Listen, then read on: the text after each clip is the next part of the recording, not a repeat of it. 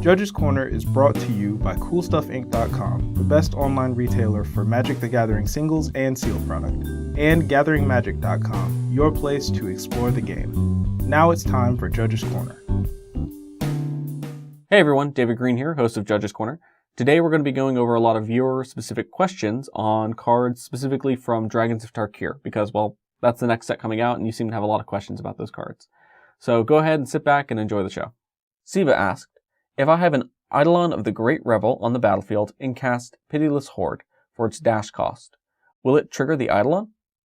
Yes, the Eidolon will. Dash does not change the converted mana cost written on the spell. It's just an alternative casting cost to cast the spell, much like how, inversely, Eidolon will not trigger if you cast a Force of Will by exiling a blue card and paying 1 life. Our next viewer question was, can you have Narset Transcendent use their -2 ability on Temporal Trespass? And what will happen? Will the spell rebound, giving you a 3rd turn? You'll only get 1 additional turn. The part of the effect that exiles Temporal Trespass will happen before we apply the replacement effect from Rebound.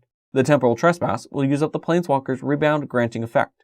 But because it never attempts to go to the graveyard upon resolution, the replacement effect on Rebound can't apply to the spell, and it will not rebound.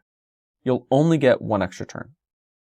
Our next question comes from Mr. Light Matters, and they asked, if a player uses Deflecting Palm on an attacking creature with Double Strike, will the creature's damage be deflected for double? Deflecting Palm would only deflect the damage the creature would deal in 1 damage step, and not both. This is because the card only applies to the next time that the source would deal damage, and not for all of the damage it would deal throughout the entire turn.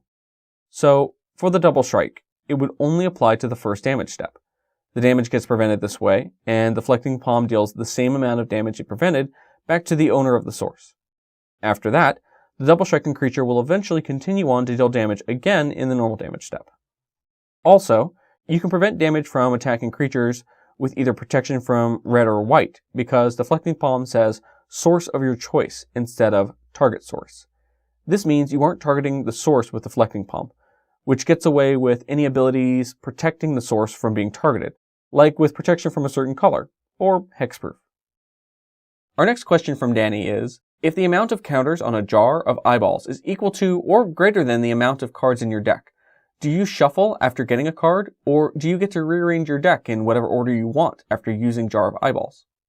You basically do as much as you can, which in this case, if you had 22 eyes in the jar and only 20 cards in your deck, you'd get to basically retrieve 1 card from your deck and put the remaining 19 back in any order that you want. Our final question is from Ken, and he asked, if I have a Silumgar the Drifting Death, and I play Dragonlord Silumgar, what happens to them? Does the legend rule make me get rid of one of them? I know that if I have 2 different Ajanis out, I have to pick and keep one, but I'm not sure if that's the same for creatures. The legend rule and the Planeswalker rule are similar, but they differ in that the Planeswalker uniqueness rule uses the Planeswalker type, and any that share a type are subject to that rule, like a Garruk Wildspeaker and a Garruk Apex Predator, sharing the type Garruk. Legends use the same rule essentially, but instead of comparing the type, we compare the name of the legendary creature. So in this case, you can have both versions of the dragon out. Well, that's it for our episode. If you have any questions about this episode, or just any other Magic questions in general, you can always send us an email at judgescorner@gatheringmagic.com. Or you can leave a comment below, and myself or someone else will be happy to get back to you as soon as possible.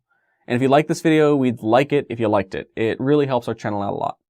Until next time, make sure to shuffle thoroughly, play at a reasonable pace, have fun, and keep on sending us your questions.